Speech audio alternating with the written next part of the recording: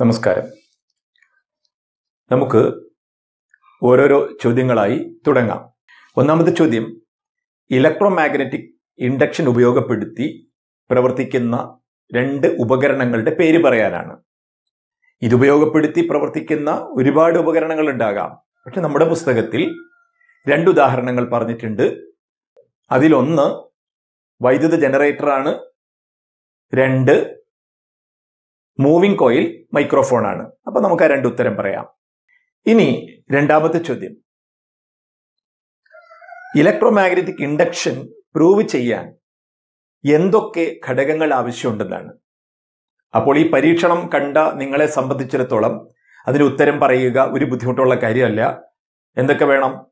Current induce ചെയ്യാൻ വേണ്ടിയിട്ടൊരു coil വേണം, പിന്നെ മാഗ്നറ്റിക് ഫീൽഡ് ആവശ്യമുണ്ട്, അതുകൊണ്ടൊരു മാഗ്നറ്റ് വേണം, അതുപോലെ കറണ്ടിന്റെ പ്രസൻസ് ഡിറ്റക്ട് ചെയ്യാൻ ഒരു ഗാൽവനോമീറ്റർ വേണം. അപ്പോൾ കോയിൽ, ഒരു മാഗ്നറ്റ്, പിന്നെ ഗാൽവനോമീറ്റർ, ഇത് മൂന്നുമാണ് ഇതിന് വേണ്ടി വരിക. ഇനി മൂന്നാമത്തെ ചോദ്യം, ഇലക്ട്രോമാഗ്നറ്റിക് ഇൻഡക്ഷനിലൂടെ കറണ്ട് ഉണ്ടാകും. അങ്ങനെ ഉണ്ടാകുന്ന കറണ്ടിനെ ഇൻഫ്ലുവൻസ് ചെയ്യുന്ന, സ്വാധീനിക്കുന്ന ഘടകങ്ങൾ ഏതെല്ലാം എന്നാണ്. അപ്പൊ നമ്മളവിടെ പഠിച്ചതാണ്, ശക്തമായ മാഗ്നറ്റ് ഉപയോഗിച്ചാൽ കൂടുതൽ ഇൻഡ്യൂസ്ഡ് കറണ്ട് ഉണ്ടാകും. അതുപോലെ കോയിൽ അല്ലെങ്കിൽ മാഗ്നറ്റ് ചലിപ്പിച്ചാണല്ലോ കറണ്ട് ഇൻഡ്യൂസ് ചെയ്യിക്കുക. അതിന്റെ ചലനവേഗം, relative motion between magnet and coil increase ചെയ്യുക, സ്പീഡ് വർദ്ധിപ്പിക്കുക. പിന്നെ അവസാനമായി നമ്മൾ ഒരു കാര്യം കൂടി പറഞ്ഞിട്ടുണ്ട്. അവിടെ എന്ത് ചെയ്യുക? നമ്മൾ എടുത്ത ആ കോയിലിൽ ചുറ്റുകൾ കൂടുതലുണ്ടെങ്കിൽ, കൂടുതൽ വൈൻഡിങ് ഉള്ള കോയിലാണെങ്കിൽ അപ്പോഴും അതിൽ കൂടുതൽ കറണ്ട് ഇൻഡ്യൂസ് ചെയ്യും. ഇനി നാലാമത്തെ ചോദ്യം, ഒരു സിമ്പിൾ സർക്യൂട്ട് തന്നിട്ടുണ്ട്. അതിലെ നിരീക്ഷണം പറയാനാണ് പറഞ്ഞിരിക്കുന്നത്. അതിൽ പറഞ്ഞിരിക്കുന്നത് റിമോട്ട് കൺട്രോളറിലോ അല്ലെങ്കിൽ എവിടെയെങ്കിലും ഉപയോഗിച്ച ഒരു സെല്ലെടുത്ത് ഒരു ഗാൽവനോമീറ്ററുമായി സംയോജിപ്പിച്ച് ചിത്രത്തിൽ കാണുന്നത് പോലെ ക്രമീകരിച്ചാൽ നിങ്ങൾ എന്ത് നിരീക്ഷണം കാണുമെന്നാണ് ചോദിച്ചത്. അപ്പോൾ ഈ ചോദ്യത്തിലൂടെ ഒരു കൃത്യമായൊരു കാര്യം ഉദ്ദേശിക്കുന്നുണ്ട്. വൈദ്യുത കാന്തിക പ്രേരണത്തിലൂടെ, ഇലക്ട്രോമാഗ്നറ്റിക് ഇൻഡക്ഷനിലൂടെ അങ്ങോട്ടും ഇങ്ങോട്ടും ചലിപ്പിക്കുമ്പോൾ ഉണ്ടാകുന്ന കറണ്ടിന്റെ ദിശ പരസ്പരം മാറി വരുന്നുണ്ട്. എന്നാൽ ഒരു സെല്ലിൽ നിന്ന് ലഭിക്കുന്ന കറണ്ടിന്റെ ദിശ മാറുന്നില്ല, അതെപ്പോഴും ഒരേ ദിശയിലേക്കാണെന്ന് വ്യക്തമാക്കാനാണ് ഈ പ്രവർത്തനം നിങ്ങളോട് പറഞ്ഞിട്ടുള്ളത്. പിന്നെ പഴയ ഒരു സെല്ലെടുക്കാൻ പറഞ്ഞതിന്റെ ഉദ്ദേശം, ഗാൽവനോമീറ്ററിന് വളരെ കുറഞ്ഞ കറണ്ട് ബെയർ ചെയ്യാനേ കഴിയൂ. ആ പുതിയ സെല്ലൊക്കെ ഉപയോഗിച്ചാൽ സൂചിയുടെ ഡിഫ്ലക്ഷൻ കൂടുതൽ ഉണ്ടാവുകയും അഥവാ കൂടിയ അളവിൽ കറണ്ട് അതിലൂടെ കടന്നു പോവുകയും അത് കേടുവരാനും സാധ്യതയുണ്ട്. അതുകൊണ്ടാണ് പഴയ ഒരു സെല്ലെടുത്ത് പ്രവർത്തനം നടത്താൻ പറഞ്ഞത്. ഏതായാലും അങ്ങനെ ചെയ്താൽ കണക്ട് ചെയ്ത് കഴിഞ്ഞത് കാണാം, ഗാൽവനോമീറ്ററിന്റെ നീഡിൽ ഒരു ദിശയിലേക്ക് ഡിഫ്ലക്ട് ചെയ്യുകയും അത് തിരിച്ച് സീറോയിൽ വരാതെ അവിടെ തന്നെ നിൽക്കും. എങ്ങോട്ടാണോ ഡിഫ്ലക്ട് ചെയ്തത് അവിടെ സ്ഥിരമായി നിൽക്കും. അഥവാ കറണ്ട് തുടർച്ചയായി ഒരേ അളവിൽ ഒഴുകിക്കൊണ്ടിരിക്കും അതിൽ. അതാണ് അതോട് ഉദ്ദേശിച്ചത്. ഉത്തരം അവിടെ എഴുതി വെച്ചിട്ടുണ്ട്, അത് പകർത്തി എഴുതുക. ഇനി ചോദിച്ചിട്ടുള്ളത് DC സോഴ്സുകൾക്ക് കുറച്ച് ഉദാഹരണങ്ങൾ പറയാനാണ്. അപ്പൊ നമുക്കറിയാം, അപ്പൊ നമ്മൾ പറഞ്ഞിരുന്നു രണ്ട് തരം കറണ്ട് ഉണ്ട്. വേരി ചെയ്യുന്ന, ഡിറക്ഷൻ തുടർച്ചയായി മാറുന്ന കറണ്ട് ഉണ്ട്, ഒരേ ദിശയിൽ ഒഴുകുന്ന കറണ്ട് ഉണ്ട്. അപ്പൊ നമുക്കറിയാം, ബാറ്ററി, സെല്ല് എന്ന് പറയുമ്പോൾ സോളാർ സെല്ലോ ഏത് സെല്ലായാലും സെല്ല്, അതുപോലെ DC ജനറേറ്റർ തുടങ്ങിയവയിൽ നിന്നെല്ലാം നമുക്ക് DC ആണ് ലഭിക്കുക. അതായത് ഒരേ ദിശയിൽ ഒഴുകുന്ന കറണ്ടാണ് ലഭിക്കുക. ഇനി നമുക്ക് ആറാമത്തെ ചോദ്യം നോക്കാം. ഈ ചോദ്യത്തിൽ ഒരു ചിത്രം തന്നിട്ടുണ്ട്, അതിന്റെ ഭാഗങ്ങൾക്ക് നമ്പർ കൊടുത്തിട്ടുണ്ട്. അതുകൊണ്ട് ഒന്നാമത്തെ ചോദിച്ചിരിക്കുന്നത് ഈ ഓരോ ഭാഗങ്ങളുടെയും പേര് പറയാനാണ് പറഞ്ഞിരിക്കുന്നത്. രണ്ടാമത്തേത് ആ ഉപകരണത്തിന്റെ വർക്കിംഗ് പ്രിൻസിപ്പിളും ചോദിച്ചിട്ടുണ്ട്. അപ്പോൾ ഒന്നാമത്തെ ഒരു കാര്യം, ഈ ഉപകരണത്തിന്റെ വർക്കിംഗ് പ്രിൻസിപ്പിൾ പറയണമെങ്കിൽ ഈ ഉപകരണം ഏതാണെന്ന് തിരിച്ചറിയേണ്ടതുണ്ട്. അപ്പോൾ DC മോട്ടോറിന്റെയും DC ജനറേറ്ററിന്റെയും അല്ലെങ്കിൽ ഒരു മോട്ടോറിന്റെയും ഒരു ജനറേറ്ററിന്റെയും ഘടകങ്ങൾ ഒന്ന് തന്നെയായിരിക്കും. അപ്പോൾ ഒറ്റ നോട്ടത്തിൽ ഇത് മോട്ടോറാണോ ജനറേറ്റർ ആണോ എന്ന് നമുക്ക് തിരിച്ചറിയാൻ പറ്റിക്കൊള്ളണമെന്നില്ല. അപ്പൊ അതിന് നിങ്ങൾ ശ്രദ്ധിക്കേണ്ട ഒരു കാര്യം, അത് മനസ്സിലാക്കാനുള്ള ഒരു മാർഗം എന്താണെന്ന് വെച്ചാൽ, അതിൽ ബ്രഷുകൾ കൊടുത്തിട്ടുണ്ടാകും, റിങ്ങും ബ്രഷുകളും ഉണ്ടാകും. ആ ബ്രഷിൽ നിന്ന് പുറത്തേക്ക് വരുന്ന എക്സ്റ്റേണൽ സർക്യൂട്ടിൽ ബാറ്ററി ആണോ കൊടുത്തിട്ടുള്ളത്, ഏതെങ്കിലും കറണ്ട് സോഴ്സ് ആണോ കൊടുത്തിട്ടുള്ളത് നോക്കുക. അങ്ങനെയാണെങ്കിൽ നമ്മൾ ഇൻപുട്ടിൽ കറണ്ട് കൊടുക്കുന്നു അഥവാ അത് കറങ്ങി നമുക്ക് മെക്കാനിക്കൽ എനർജി കിട്ടുന്നു എന്ന അർത്ഥത്തിൽ അത് മോട്ടോറാണെന്ന് തീരുമാനിക്കാം. അതല്ല, എക്സ്റ്റേണൽ സർക്യൂട്ടിൽ, അതായത് ബ്രഷുകളിൽ നിന്ന് വരുന്ന വയറുകൾ കണക്ട് ചെയ്തിരിക്കുന്നത് ഒരു റെസിസ്റ്ററിലേക്കോ ഒരു ലാമ്പിലേക്കോ അതല്ലെങ്കിൽ ഗാൽവനോമീറ്ററിലേക്കോ ആണെങ്കിൽ കറണ്ട് ഉപയോഗിക്കുന്ന അല്ലെങ്കിൽ കറണ്ട് ഡിറ്റക്ട് ചെയ്യുന്ന ഉപകരണം അവിടെ ഉണ്ടെങ്കിൽ നമുക്ക് എന്ത് മനസ്സിലാക്കാം? അങ്ങോട്ട് കറണ്ട് വരുന്നു എന്ന് മനസ്സിലാക്കാം, അഥവാ അത് ഒരു ജനറേറ്റർ ആണെന്ന് മനസ്സിലാക്കാം. അപ്പൊ ഇവിടെ ചിത്രത്തിൽ എക്സ്റ്റേണൽ സർക്യൂട്ടിൽ ഒരു ഗാൽവനോമീറ്റർ ആണ് തന്നിരിക്കുന്നത്. അപ്പൊ നമുക്ക് എന്ത് തീരുമാനിക്കാം? തന്നിട്ടുള്ള ഉപകരണം ഒരു ജനറേറ്റർ ആണ് എന്ന് നമുക്ക് ഉറപ്പിക്കാൻ കഴിയും. ഇനി ഭാഗങ്ങളാണ്, നമുക്കറിയാവുന്നതാണ്. നമ്പർ കൊടുത്തിട്ടുണ്ട് അവിടെ. അത് ഒന്ന് ഫീൽഡ് കാന്തമാണെന്നും അത് നടുക്കിരിക്കുന്ന റെക്ടാംഗിൾ ഷേപ്പിലുള്ളത് ആർമേച്ചർ ആണെന്നും അതുപോലെ റിങ്ങുകൾ, ബ്രഷുകളൊക്കെ നമുക്ക് തിരിച്ചറിയാം. അത് അതുപോലെ കൊടുത്തിട്ടുണ്ട്, അത് എഴുതുക. ഇനി മറ്റൊരു ചോദ്യം അതിന്റെ വർക്കിംഗ് പ്രിൻസിപ്പിൾ ആണ്. അതിന്റെ ഉത്തരം പറയുന്നതിന് വേണ്ടിയാണ് ഞാൻ നേരത്തെ ഈ ഉപകരണം ഏതാണെന്ന് തിരിച്ചറിയണമെന്ന് പറഞ്ഞത്. അപ്പോൾ നമുക്കറിയാം ഇത് ജനറേറ്റർ ആണ്. ജനറേറ്ററിന്റെ വർക്കിംഗ് പ്രിൻസിപ്പിൾ എന്ന് പറയുന്നത് ഇലക്ട്രോ മാഗ്നറ്റിക് ഇൻഡക്ഷൻ ആണ്. ഇനി 7ാമത്തെ ചോദ്യമാണ്. നേർധാരാ വൈദ്യുതിയും പ്രത്യാവർത്തി ധാരാ വൈദ്യുതിയും അഥവാ DC-യും AC-യും തമ്മിലുള്ള വ്യത്യാസമാണ് ചോദിച്ചിട്ടുള്ളത്. അപ്പൊ അതിന് നിർവചനം എഴുതിയാൽ മതി. ഒരേ ദിശയിൽ തുടർച്ചയായി ഒഴുകുന്ന കറണ്ടാണ് DC, അഥവാ ഡിറക്ഷനിൽ മാറ്റം വരാതെ ഒഴുകുന്ന കറണ്ടാണ് DC. അതുപോലെ തുടർച്ചയായി ഡിറക്ഷനും മാഗ്നിറ്റ്യൂഡും മാറുന്ന കറണ്ടാണ് AC എന്നാണ് എഴുതേണ്ടത്. അപ്പോൾ ആ ഡെഫിനിഷൻ എഴുതി വെച്ചാൽ മതി അതിന്. ഇനി 8ാമത്തെ ചോദ്യമാണ്. ഒരു ഗ്രാഫ് തന്നിട്ടുണ്ട്. AC-യുടെ ഗ്രാഫാണ് തന്നിട്ടുള്ളത്, ആൾട്ടർനേറ്റിംഗ് കറണ്ടിന്റെ ഗ്രാഫാണ് തന്നിട്ടുള്ളത്. എന്നിട്ട് അതിൽ ചില പോയിന്റുകൾ മാർക്ക് ചെയ്തിട്ടുണ്ട്. എന്നിട്ട് എപ്പോഴൊക്കെയാണ് കറണ്ട് മാക്സിമം ആകുന്നത്, എപ്പോഴൊക്കെയാണ് കറണ്ട് മിനിമം ആകുന്നത് എന്നാണ് ചോദിച്ചിട്ടുള്ളത്. അത് പ്രത്യേകിച്ച് വിശദീകരിക്കേണ്ട ആവശ്യമില്ല, ചിത്രത്തിൽ കാണാം. എപ്പോഴൊക്കെയാണ് പീക്കിലെത്തിയിരിക്കുന്നത്, അതുപോലെ താഴേക്ക് ഏറ്റവും കുറഞ്ഞു നിൽക്കുന്നത് പൊസിഷൻ നോക്കി നമുക്കവിടെ ഓരോ സ്പെല്ലും കൃത്യമായി വേഗത്തിൽ മനസ്സിലാക്കാവുന്നതാണ്. ഇനി 9ാമത്തെ ചോദ്യമാണ്. ഒരു സ്റ്റേറ്റ്മെന്റ് തന്നിട്ടുണ്ട്. എന്നിട്ട് അതിനെക്കുറിച്ച് നിങ്ങളൊരു അഭിപ്രായം പറയാനാണ് പറഞ്ഞിരിക്കുന്നത്. ഇങ്ങനെയാ പറഞ്ഞിരിക്കുന്നത്: ജനറേറ്ററുകൾ ഒരു തരം മാത്രമേ ഉള്ളൂ. ഈ പ്രസ്താവനയോട് പ്രതികരിക്കുക എന്നാണ് പറഞ്ഞിട്ടുള്ളത്. അപ്പോൾ ഒരർത്ഥത്തിൽ ഈ പ്രസ്താവന ശരിയാണ്. കാരണം എന്താണെന്ന് വെച്ചാൽ ജനറേറ്റർ AC ആയാലും DC ആയാലും അതിന്റെ ആർമേച്ചറിൽ ഉണ്ടാകുന്ന കറണ്ട് AC ആണ്. ആ അർത്ഥത്തിൽ ജനറേറ്ററുകൾ അടിസ്ഥാനപരമായി ഒന്ന് മാത്രമേ ഉള്ളൂ, AC ജനറേറ്റർ മാത്രമേ ഉള്ളൂ എന്ന് പറയുന്നതിൽ തെറ്റില്ല. എന്നാൽ ആർമേച്ചറിന്റെ അഗ്രത്ത് ഘടിപ്പിച്ചിട്ടുള്ള സ്പ്ലിറ്റ് റിംഗ് കമ്മ്യൂട്ടേറ്റർ അഥവാ ഹാഫ് റിങ്ങുകളും സ്പ്ലിറ്റ് റിങ്ങുകളും ബ്രഷുകളും ഉപയോഗിച്ചാണ് അല്ലെങ്കിൽ അവയുടെ സഹായത്തോടെയാണ് എക്സ്റ്റേണൽ സർക്യൂട്ടിൽ കറണ്ട് ലഭ്യമാകുന്നത്. അപ്പൊ അതുകൊണ്ട് ആ അർത്ഥത്തിൽ അത് ശരിയാണ്. അങ്ങനെ ഉത്തരം എഴുതാം, അതാണ് കൂടുതൽ നല്ലത്. ഇനി അതല്ലെങ്കിൽ നിങ്ങൾക്ക് എന്തെഴുതാം? തിരിച്ചെഴുതാലും കുഴപ്പമൊന്നുമില്ല. എന്ത്? അങ്ങനെയല്ല, ജനറേറ്ററുകൾ 2 തരമുണ്ട്. DC തരുന്ന, ഒരേ ദിശയിൽ കറണ്ട് ഒഴുകുന്ന DC ലഭ്യമാക്കുന്ന ജനറേറ്റർ ഉണ്ട്, DC ജനറേറ്റർ ഉണ്ട്. അതുപോലെ ദിശ മാറുന്ന കറണ്ട് ലഭ്യമാക്കുന്ന AC ജനറേറ്റർ ഉണ്ട് എന്നും എഴുതാം. അപ്പൊ അതുകൊണ്ട് 2 ഉത്തരവും തെറ്റില്ല. അതിനനുസരിച്ച് ജസ്റ്റിഫിക്കേഷൻ എഴുതണമെന്ന് മാത്രമേ ഉള്ളൂ. കാര്യങ്ങൾ മനസ്സിലാക്കാൻ വേണ്ടി മാത്രം ആ ചോദ്യം തന്നുവെന്നേ ഉള്ളൂ. അപ്പോൾ നമ്മൾ എന്ത് ഉത്തരമാണോ പറയുന്നത് അതിന് ന്യായീകരണം പറയണമെന്ന് മാത്രം. അപ്പോൾ ഞാൻ ഇവിടെ കൊടുത്തിരിക്കുന്ന ഉത്തരം ഈ പ്രസ്താവനയോട് യോജിച്ചുകൊണ്ട് അടിസ്ഥാനപരമായി ജനറേറ്റർ ഒന്നേ ഉള്ളൂ എന്ന അർത്ഥത്തിലാണ് കൊടുത്തിരിക്കുന്നത്. അത് മനസ്സിലാക്കുക. ഇനി 10ാമത്തെ ചോദ്യമാണ്. 2 ചിത്രങ്ങൾ തന്നിട്ടുണ്ട്. അത് കണ്ടാൽ തന്നെ അറിയാം. ഒന്ന് AC ജനറേറ്ററും മറ്റൊന്ന് DC ജനറേറ്ററുമാണ്. ഈ ചോദ്യത്തിലൂടെ ഉദ്ദേശിക്കുന്ന കാര്യം തൊട്ടു മുമ്പ് പറഞ്ഞ അതേ വസ്തുത തന്നെയാണ്. ജനറേറ്റർ AC ആയാലും DC ആയാലും കറണ്ട് ഉണ്ടാകുന്നത് AC തന്നെയാണ്. ചില കൃത്യമായ ക്രമീകരണം കൊണ്ടാണ് അത് DC രൂപത്തിൽ വെളിയിൽ കിട്ടുക എന്ന് നമ്മൾക്ക് മനസ്സിലായിട്ടുണ്ടോ എന്ന് ബോധ്യപ്പെടുത്താനാണ്. അപ്പോൾ DC ജനറേറ്ററിനെ സംബന്ധിച്ചിടത്തോളം നമുക്കറിയാം, DC ജനറേറ്ററിലെ ആർമേച്ചറിന്റെ അറ്റം കണക്ട് ചെയ്തിട്ടുള്ള ഹാഫ് റിങ്ങുകളും ബ്രഷുകളും തമ്മിലുള്ള കോണ്ടാക്ട് പരസ്പരം മാറുന്നത് കൊണ്ടാണ് AC DC ആയി പുറത്തു വരിക. അപ്പോൾ റിങ്ങും ബ്രഷുകളും തമ്മിലുള്ള സമ്പർക്കം തുടർച്ചയായി മാറിക്കൊണ്ടിരുന്നാൽ മാത്രമേ AC DC ആയി പുറത്തു വരികയുള്ളൂ. അപ്പൊ അത് നടക്കണമെങ്കിൽ ആർമേച്ചർ തന്നെയാണ് ഭ്രമണം ചെയ്യേണ്ടത്. അപ്പൊ ആർമേച്ചർ ഇങ്ങനെ കറങ്ങുമ്പോൾ ഇടതുവശത്തുണ്ടായിരുന്ന R1 എന്ന റിങ് പകുതി കറക്കം കഴിയുമ്പോൾ വലതുവശത്ത് വരും. അങ്ങനെ പരസ്പരം കണക്ഷൻ മാറും, കോണ്ടാക്ട് മാറും, അങ്ങനെ DC ആയി ലഭിക്കുകയും ചെയ്യും. പക്ഷേ ഒരു DC ജനറേറ്റർ നമ്മൾ ഡിസൈൻ ചെയ്തു. നമുക്കറിയാം, ഒന്നുകിൽ ഫീൽഡ് മാഗ്നറ്റ് കറക്കുക, അതല്ലെങ്കിൽ ആർമേച്ചർ കറക്കുക. രണ്ട് കറക്കിയാലും നമുക്ക് എന്ത് കിട്ടും? കറണ്ട് കിട്ടും. അപ്പോൾ ഒരു DC ജനറേറ്റർ ഡിസൈൻ ചെയ്തതിന് ശേഷം ആർമേച്ചർ കറക്കുന്നതിന് പകരം ഫീൽഡ് കാന്തമാണ് കറക്കുന്നതെങ്കിൽ നമുക്ക് പുറത്ത് ലഭിക്കുന്ന കറണ്ടും എന്ത് തന്നെയായിരിക്കും? AC തന്നെയായിരിക്കും.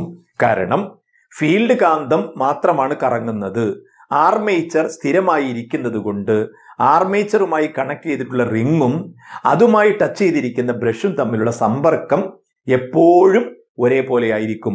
അഥവാ റിങ്ങും ബ്രഷും തമ്മിലുള്ള സമ്പർക്കം മാറി മാറി വരാത്തത് കൊണ്ട് അവിടെ ആർമേച്ചറിൽ ഉണ്ടാകുന്ന കറണ്ട് അതേപടി ആയിരിക്കും പുറത്തേക്ക് വരിക, അഥവാ AC തന്നെ ആയിരിക്കും വെളിയിൽ വരിക. അതായത് ജനറേറ്ററുകൾ എടുത്തു, അതിൻ്റെ ഫീൽഡ് കാന്തമാണ് കറങ്ങുന്നതെങ്കിൽ DC ജനറേറ്ററിൽ നിന്നും AC ജനറേറ്ററിന് കിട്ടുന്ന കറണ്ട് AC തന്നെയായിരിക്കും. എന്നാൽ ആർമേച്ചറാണ് കറങ്ങുന്നതെങ്കിൽ DC ജനറേറ്ററിൽ നിന്ന് DCയും AC ജനറേറ്ററിൽ നമുക്ക് ACയും ലഭിക്കും. ഇനി 11ാമത്തെ ചോദ്യമാണ്. 4 സ്റ്റേറ്റ്മെന്റുകൾ തന്നിട്ടുണ്ട്. അതിൽ ശരിയായതെടുത്ത് എഴുതാനാണ് പറഞ്ഞിട്ടുള്ളത്, അഥവാ ഇലക്ട്രോ മാഗ്നറ്റിക് ഇൻഡക്ഷനുമായി ബന്ധപ്പെട്ട്. അപ്പോൾ നമുക്ക് വ്യക്തമായിട്ട് അറിയാം, ഇലക്ട്രോ മാഗ്നറ്റിക് ഇൻഡക്ഷൻ എന്ന് പറയുന്നത് ഒരു കണ്ടക്ടറും മാഗ്നറ്റും തമ്മിലുള്ള റിലേറ്റീവ് മോഷൻ മൂലം അതിൽ കറണ്ട് ഉണ്ടാകുന്ന പ്രക്രിയയാണെന്ന്. അപ്പം അതുകൊണ്ട് അത് വിശദീകരിക്കേണ്ട ആവശ്യമൊന്നുമില്ല, അത് നോട്ട് ചെയ്യുക. ഇനി 12ാമത്തെ ചോദ്യം, അതും വളരെ ലളിതമാണ്. നമുക്കറിയാം, കറണ്ട് ജനറേറ്റ് ചെയ്യുന്ന ഉപകരണം ഏത് എന്നാണ് ചോദിച്ചിട്ടുള്ളത്. അത് ജനറേറ്റർ ആണെന്ന് നമുക്ക് അറിയാവുന്നതാണ്. ഇനി 13ാമത്തെ ചോദ്യമാണ്. AC ജനറേറ്ററിന്റെയും DC ജനറേറ്ററിന്റെയും ഘടകങ്ങൾ ഒന്ന് കമ്പയർ ചെയ്യാനാണ് പറഞ്ഞിരിക്കുന്നത്. അപ്പോൾ നമുക്കറിയാം, ഏകദേശം ഘടകങ്ങളെല്ലാം സമാനമാണ്. AC ജനറേറ്ററിൽ ഫീൽഡ് കാന്തമുണ്ട്, DC ജനറേറ്ററിൽ ഫീൽഡ് കാന്തമുണ്ട്. അതുപോലെ രണ്ടിലും ആർമേച്ചർ ഉണ്ട്. പിന്നെ ഒരു വ്യത്യാസം എന്ത് മാത്രമേ ഉള്ളൂ?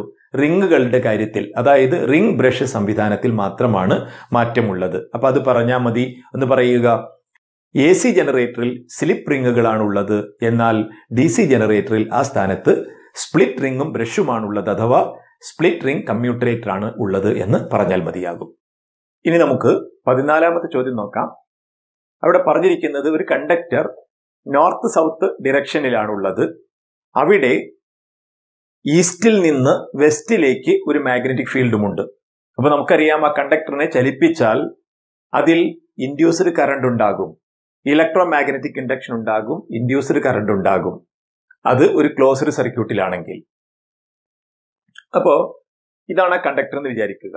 അപ്പൊ ഞാൻ കണ്ടക്ടർ ഇപ്പൊ പിടിച്ചിട്ടുണ്ട്. ഞാൻ നിൽക്കുന്ന നോർത്ത് സൗത്ത് ഡിറക്ഷനിലാണ് പിടിച്ചിരിക്കുന്നത്. ഇത് നോർത്താണ്, ഇത് സൗത്ത് ആണ്. അതുപോലെ ഞാൻ തിരിഞ്ഞു നിൽക്കുന്നത് പടിഞ്ഞാറേക്കാണ്. അപ്പോൾ ഈസ്റ്റിൽ നിന്ന് അങ്ങോട്ടാണ് മാഗ്നറ്റിക് ഫീൽഡ്. കറണ്ട് കിട്ടേണ്ടത് സൗത്തിൽ നിന്ന് നോർത്തിലേക്കാണ് ചോദ്യത്തിൽ പറഞ്ഞിട്ടുമുണ്ട്. അപ്പൊ നമുക്കറിയാം, ഇൻഡ്യൂസ്ഡ് കറണ്ടാണ് വിഷയം. അപ്പോൾ നമുക്ക് ഉപയോഗിക്കേണ്ട റൂൾ വലതുകൈ നിയമമായിരിക്കും. ഫ്ലെമിംഗിന്റെ വലതുകൈ നിയമമാണ്, റൈറ്റ് ഹാൻഡ് തമ്പ് റൂളാണ് ഉപയോഗിക്കേണ്ടത്. അപ്പോൾ നമുക്ക് എന്ത് ചെയ്യാം? നിശ്ചിതമായ ദിശയിലേക്ക് നമ്മുടെ വിരലുകൾ നിവർത്തിപ്പിടിക്കാം. ഇവിടെ മാഗ്നറ്റിക് ഫീൽഡ് ഈസ്റ്റിൽ നിന്ന് വെസ്റ്റിലേക്കാണെന്ന് പറഞ്ഞിട്ട് അപ്പൊ എന്റെ ചൂണ്ടുവിരൽ അങ്ങോട്ട് പിടിച്ചു, മാഗ്നറ്റിക് ഫീൽഡ് ദിശയിൽ പിടിച്ചു. കറണ്ട് ഉണ്ടാകേണ്ടത് സൗത്തിൽ നിന്ന് നോർത്തിലേക്കാണെന്ന് പറഞ്ഞു. അപ്പോൾ അങ്ങോട്ട് ഞാൻ മിഡിൽ ഫിംഗർ പിടിക്കുക.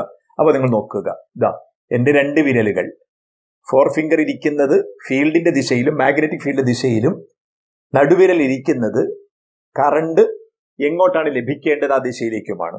ഇനി ഞാൻ എൻ്റെ തമ്പ് നിവർത്തുകയാണ്. തമ്പ് താഴേക്കായിരിക്കുക. തമ്പ് ഇപ്പോൾ താഴേക്കാണ് നീണ്ടിരിക്കുക, അഥവാ കണ്ടക്ടറിനെ ചലിപ്പിക്കേണ്ടത് താഴേക്കാണ്. അപ്പോ ഇതിനെ താഴേക്ക് ചലിപ്പിച്ചാൽ കറണ്ട് ഉണ്ടാകും. അപ്പോൾ ഒരു കാര്യം കൂടി പറഞ്ഞിട്ടുണ്ട്, എങ്ങോട്ട് കറണ്ട് ഉണ്ടാകും? സൗത്തിൽ നിന്ന് നോർത്തിലേക്ക് കറണ്ട് ഉണ്ടാകും. പക്ഷേ മാക്സിമം കറണ്ട് ഉണ്ടാകണമെന്ന് പറഞ്ഞിട്ടുണ്ട്. അപ്പൊ നമുക്കറിയാം, നമ്മൾ പറഞ്ഞിരുന്നു, മാഗ്നറ്റിക് ഫീൽഡിന് ലംബമായി, നോർമലായി, വെർട്ടിക്കലായി ചലിക്കുമ്പോഴാണ് മാക്സിമം കറണ്ട് ഉണ്ടാവുക. അപ്പൊ അതുകൊണ്ട് കുത്തനെ താഴേക്ക് ചലിപ്പിക്കേണ്ടി വരും. വെർട്ടിക്കലി ഡൗൺവേർഡ് ചലിപ്പിച്ചാൽ ഈ കണ്ടക്ടറിൽ സൗത്തിൽ നിന്നും നോർത്തിലേക്ക് ഇൻഡ്യൂസ്ഡ് കറണ്ട് ഉണ്ടാകും. ഇനി 15ാമത്തെ ചോദ്യം നോക്കാം. 3 സർക്യൂട്ടുകൾ തന്നിട്ടുണ്ട്. അതായത് ഒരു കോപ്പർ വയർ, സ്ട്രെയിറ്റ് ആയി കണക്ട് ചെയ്തിരിക്കുന്നു. രണ്ടാമത്തെ സർക്യൂട്ടിൽ ചുരുളാക്കി കണക്ട് ചെയ്തതിൽ ഒരു DC പവർ കണക്ട് ചെയ്തിരിക്കുന്നു. മൂന്നാമത്തേതിൽ ചുരുളാക്കി വെച്ചുകൊണ്ട് തന്നെ AC കണക്ട് ചെയ്തിരിക്കുന്നു. ചോദ്യം എന്താണ്? ഒന്നാമത് സ്വിച്ച് ഓൺ ചെയ്താൽ എന്ത് നിരീക്ഷിക്കും? നമുക്കവിടെ ലാമ്പ് പ്രകാശിക്കും എന്ന് മാത്രമാണ് പറയാൻ കഴിയുക. അതങ്ങനെ എഴുതി. രണ്ടാമത്തെ ചോദ്യം, സർക്യൂട്ട് 2 ഓൺ ചെയ്താൽ പ്രകാശ തീവ്രതയിൽ ലാമ്പിന്റെ ഇന്റൻസിറ്റിയിൽ എന്ത് മാറ്റമാണ് ഉണ്ടാവുക എന്നാണ്. അപ്പൊ നമുക്കറിയാം, രണ്ടാമത്തെ സർക്യൂട്ടിൽ കോപ്പർ വയർ ചുരുട്ടിയാണ് വെച്ചിരിക്കുന്നത്, അഥവാ ഇൻഡക്ടർ ഉണ്ട്. പക്ഷേ സർക്യൂട്ട് DC ആയതിനാൽ, അതിൽ ഒഴുകുന്ന കറണ്ട് ദിശ മാറാത്ത കറണ്ട് ആയതിനാൽ, വ്യതിയാനം സംഭവിക്കാത്ത കറണ്ട് ആയതിനാൽ അവിടെ ഇൻഡക്ടറിന് യാതൊരു സ്വാധീനവും ഉണ്ടാവില്ല. ഒന്നുകൂടി പറഞ്ഞാൽ അവിടെ സെൽഫ് ഇൻഡക്ഷൻ ഉണ്ടാവില്ല. അതുകൊണ്ട് തന്നെ ഒന്നാമത്തെ സർക്യൂട്ടിൽ എങ്ങനെയാണോ ലാമ്പ് പ്രകാശിച്ചത് അതുപോലെ തന്നെയായിരിക്കും രണ്ടാമത്തെ സർക്യൂട്ടിലും ലാമ്പ് പ്രകാശിക്കുക. ഇനി മൂന്നാമത്തെ സെർക്യൂട്ടിലെ കാര്യമാണ് ചോദിച്ചത്. മൂന്നാമത്തെ സർക്യൂട്ടിൽ ഇൻഡക്ടർ ഉണ്ട്, അതോടൊപ്പം തന്നെ അതിൽ കടത്തിവിടുന്ന കറണ്ട് AC ആയതുകൊണ്ട് തീർച്ചയായും സെൽഫ് ഇൻഡക്ഷൻ ഉണ്ടാകും. അതിലൂടെ ബാക്ക് EMF ഉണ്ടാകും, നെറ്റ് EMF കുറഞ്ഞിട്ടുണ്ടാകും. അപ്പോൾ ആദ്യ 2 സർക്യൂട്ടുകളിൽ ഒഴുകുന്നതിനേക്കാൾ കുറഞ്ഞ അളവിൽ മാത്രമേ മൂന്നാമത്തെ സർക്യൂട്ടിൽ കറണ്ട് ഫ്ലോ ഉണ്ടാവുകയുള്ളൂ. അതുകൊണ്ട് തന്നെ അവിടെ പ്രകാശം അല്പം കുറവായിരിക്കും. ഇനി 16ാമത്തെ ചോദ്യം, ഒരു ട്രാൻസ്ഫോമറുമായി ബന്ധപ്പെട്ട് ട്രാൻസ്ഫോമറിന്റെ പ്രൈമറിയിലെയും സെക്കൻഡറിയിലെയും കറണ്ടുകളാണ് തന്നിട്ടുള്ളത്. എന്നിട്ട് ട്രാൻസ്ഫോമറിനെ തിരിച്ചറിയാൻ പറഞ്ഞിട്ടുണ്ട്. അപ്പൊ നമുക്കറിയാം, ഒരു ട്രാൻസ്ഫോമറിനെ സംബന്ധിച്ചിടത്തോളം വോൾട്ടേജ് വെച്ച് നമുക്ക് പറയാൻ കഴിയും, ഇൻപുട്ടിനേക്കാൾ ഔട്ട്പുട്ടിൽ വോൾട്ടേജ് കൂടുതലുണ്ടെങ്കിൽ അത് സ്റ്റെപ്പ് അപ്പ് ട്രാൻസ്ഫോമർ ആയിരിക്കും, തിരിച്ചായാൽ അത് സ്റ്റെപ്പ് ഡൗൺ ട്രാൻസ്ഫോമർ ആയിരിക്കും. പക്ഷെ ഇവിടെ കറന്റ് ആണ് തന്നിട്ടുള്ളത്. പ്രൈമറിയിലെ കറണ്ട് 0.5 ആംപിയറും സെക്കൻഡറിയിലെ കറണ്ട് 1 ആംപിയറുമാണ്. അഥവാ പ്രൈമറിയിലേതിനേക്കാൾ കൂടുതൽ കറണ്ട് ഉണ്ട് സെക്കൻഡറിയിൽ.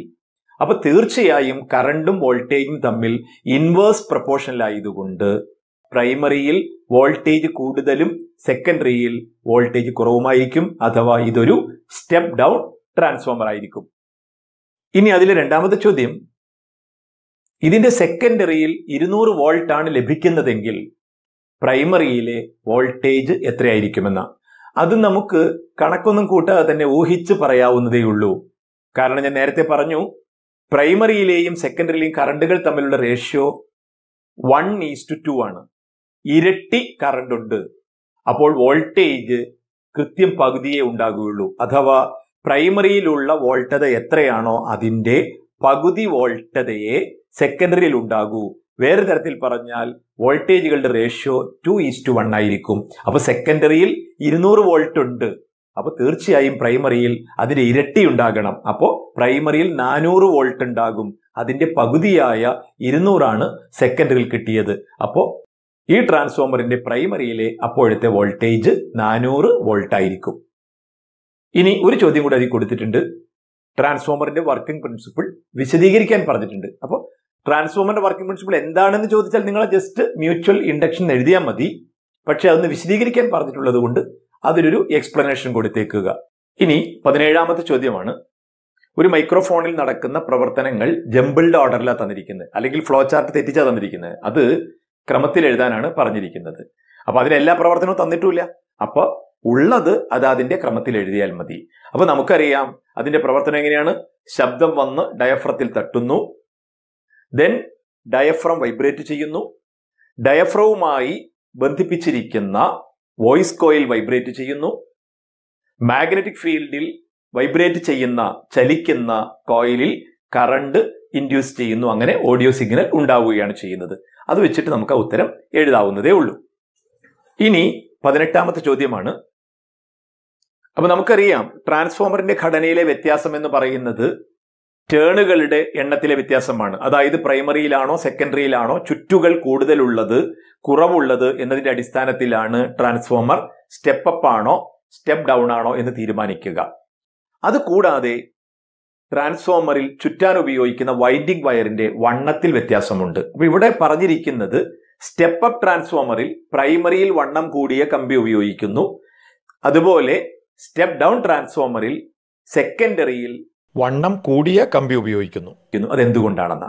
അപ്പൊ ആദ്യം നമ്മൾ എന്തിനാണ് ഈ വണ്ണം കൂടിയ കമ്പി ഉപയോഗിക്കുന്നതെന്ന് മനസ്സിലാക്കിയാൽ ആ പ്രശ്നം വളരെ വേഗത്തിൽ നമുക്ക് തിരിച്ചറിയാൻ കഴിയും. അപ്പോൾ നമ്മൾ പറയുന്നത് കോയിലിലൂടെ കറണ്ട് കടത്തി വിടുമ്പോൾ നമ്മൾ ഒന്നാമത്തെ ചാപ്റ്ററിൽ പഠിച്ച കാര്യമനുസരിച്ച് അവിടെ ജൂൾ ഹീറ്റിംഗ് ഉണ്ടാകും. കോപ്പർ വയറിന് റെസിസ്റ്റൻസ് കുറവാണ്, എങ്കിൽ കൂടിയും ഒരു ചെറിയ റെസിസ്റ്റൻസ് ഉണ്ടാകും. അപ്പോൾ ഒരു റെസിസ്റ്ററിലൂടെ അല്ലെങ്കിൽ ഒരു കണ്ടക്ടറിലൂടെ കറണ്ട് കടന്നു പോകുമ്പോൾ അവിടെ ഹീറ്റ് ഉണ്ടാകും. അങ്ങനെ ഉണ്ടാകുന്ന ഹീറ്റ് റെസിസ്റ്റൻസിനെ ഡിപ്പെൻഡ് ചെയ്യുന്നുണ്ട്, കറണ്ടിനെ ഡിപ്പെൻഡ് ചെയ്യുന്നുണ്ട്. അപ്പോൾ ട്രാൻസ്ഫോമറിനെ സംബന്ധിച്ചിടത്തോളം സ്റ്റെപ്പ് അപ്പ് ട്രാൻസ്ഫോമറിൽ ഇൻപുട്ടിൽ വോൾട്ടേജ് കുറവും ഔട്ട്പുട്ടിൽ വോൾട്ടേജ് കൂടുതലുമാണ്.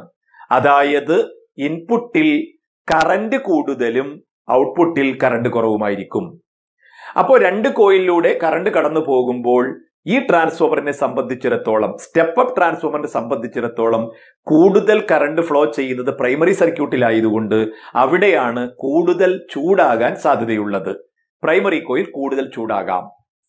അപ്പൊ നമുക്ക് അങ്ങനെയുള്ള ആ ഹീറ്റ് കുറയ്ക്കേണ്ടതുണ്ട്. അപ്പൊ അതിന് ചെയ്യാവുന്ന മറ്റൊരു മാർഗം എന്താണ്? റെസിസ്റ്റൻസ് പരമാവധി കുറച്ചു കൊടുക്കുക എന്നുള്ളതാണ്. അപ്പോൾ റെസിസ്റ്റൻസ് കുറയ്ക്കാൻ കണ്ടക്ടറിന്റെ വണ്ണം കൂടിയാൽ റെസിസ്റ്റൻസ് കുറയുമെന്ന് നാം പഠിച്ചിട്ടുണ്ട്. അപ്പോൾ പ്രൈമറിയിൽ കറണ്ട് കൂടുതലാണ്, അതുകൊണ്ട് ഹീറ്റ് കൂടുതലുണ്ടാകും. അത് കുറയ്ക്കാൻ റെസിസ്റ്റൻസ് കുറയ്ക്കേണ്ടതുണ്ട്. അതിന്റെ ഭാഗമായി നമ്മൾ അവിടെ വണ്ണം കൂടിയ കമ്പി ഉപയോഗിക്കുന്നു. ഇനി നേരെ മറിച്ച് സ്റ്റെപ്പ് ഡൗൺ ട്രാൻസ്ഫോമറിലോ, സ്റ്റെപ്പ് ഡൗൺ ട്രാൻസ്ഫോമറിൽ സെക്കൻഡറിയിൽ വോൾട്ടേജ് കുറവാണ്, അപ്പോൾ അവിടെ കറണ്ട് കൂടുതലുണ്ടാകും. അതായത് സ്റ്റെപ്പ് ഡൗൺ ട്രാൻസ്ഫോമറിൽ സെക്കൻഡറിയിലാണ് കറണ്ടിന്റെ ഇന്റൻസിറ്റി കൂടുതലുള്ളത്. അപ്പൊ അതാണ് കൂടുതൽ ചൂടാകാൻ സാധ്യതയുള്ളത്. അവിടെ നമ്മൾ എന്ത് ചെയ്യും? റെസിസ്റ്റൻസ് കുറയ്ക്കേണ്ടതുണ്ട്. അപ്പോൾ അവിടെ സെക്കൻഡറിയിൽ പ്രൈമറിയിൽ ചുറ്റാൻ ഉപയോഗിച്ച കമ്പിയേക്കാൾ കൂടുതൽ വണ്ണമുള്ള, തിക്നെസ് ഉള്ള, റെസിസ്റ്റൻസ് കുറവുള്ള വയർ ഉപയോഗിക്കുന്നു. അപ്പോൾ ചുരുക്കി പറഞ്ഞാൽ ട്രാൻസ്ഫോമറിനെ സംബന്ധിച്ച് എവിടെയാണോ കറണ്ട് ഇന്റൻസിറ്റി കൂടുതലുള്ളത് അവിടെയാണ് നാം തിക്നെസ് കൂടുതലുള്ള വയർ ഉപയോഗിക്കുക. ഇനി 19ാമത്തെ ചോദ്യമാണ്, എപ്പോഴാണ് ഷോർട്ട് സർക്യൂട്ട് ഉണ്ടാകുക? അതായത് ഏത് സാഹചര്യത്തിലാണ് ഷോർട്ട് സർക്യൂട്ട് സംഭവിക്കുക എന്നാണ് ചോദിച്ചിട്ടുള്ളത്.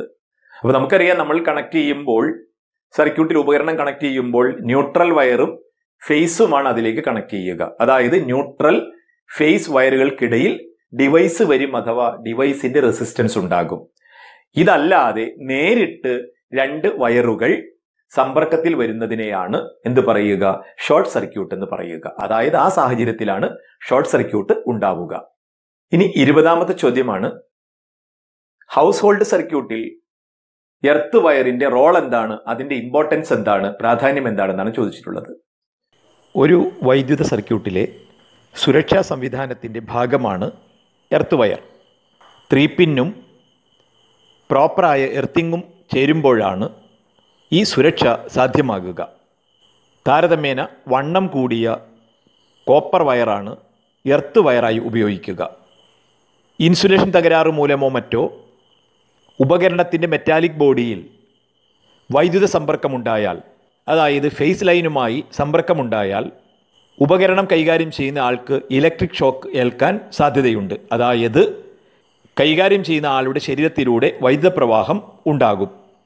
എന്നാൽ ശരിയായ രീതിയിൽ എർത്തിങ് നടത്തിയിട്ടുണ്ടെങ്കിൽ പ്രതിരോധം കുറവായ, റെസിസ്റ്റൻസ് കുറവായ ഈ എർത്ത് വയറിലൂടെ വളരെ എളുപ്പത്തിൽ വൈദ്യുതി ഭൂമിയിലേക്ക് എർത്ത് ചെയ്തു പോകുന്നതിനാൽ ഉപകരണം കൈകാര്യം ചെയ്യുന്ന ആൾക്കുണ്ടാകുന്ന അപകടം ഒഴിവാകുന്നു, അഥവാ സുരക്ഷ ഉറപ്പു നൽകുന്നു. ഇനി 21ാമത്തെ ചോദ്യമാണ്, എന്തുകൊണ്ടാണ് വൈദ്യുതോപകരണങ്ങൾ, പ്രത്യേകിച്ച് അയൺ ബോക്സ് പോലുള്ള അല്ലെങ്കിൽ ഹീറ്റർ പോലുള്ള കൂടുതൽ പവർ ഉള്ള ഉപകരണങ്ങൾ എർത്ത് ചെയ്യണമെന്ന് പറയുന്നതെന്ന? ഞാൻ നേരത്തെ പറഞ്ഞത് തന്നെയാണ് കാര്യം. അതായത് സാധാരണഗതിയിൽ ഇത്തരം ഉപകരണങ്ങളുടെ ചട്ടക്കൂട് അല്ലെങ്കിൽ ബോഡിയിൽ ഫേസ് സമ്പർക്കം ഉണ്ടാവില്ല. എന്ന് പറഞ്ഞാൽ അവിടെ നമ്മൾ തൊടുന്നത് കൊണ്ട് പ്രശ്നമില്ല, അവിടുത്തെ പൊട്ടൻഷ്യൽ 0 ആയിരിക്കും. എന്നാൽ ഇൻസുലേഷൻ തകരാറ് കൊണ്ടോ മറ്റെന്തെങ്കിലും കാരണങ്ങൾ കൊണ്ടോ ഈ ബോഡിയിൽ ഫേസ് സമ്പർക്കത്തിൽ വന്നാൽ അത് കൈകാര്യം ചെയ്യുന്ന ആൾക്ക് ഇലക്ട്രിക് ഷോക്ക് ഉണ്ടാകും. അതായത് ഉപകരണം കൈകാര്യം ചെയ്യുന്ന ആളുടെ ശരീരത്തിലൂടെ ഭൂമിയിലേക്ക് വൈദ്യുത പ്രവാഹമുണ്ടാകും.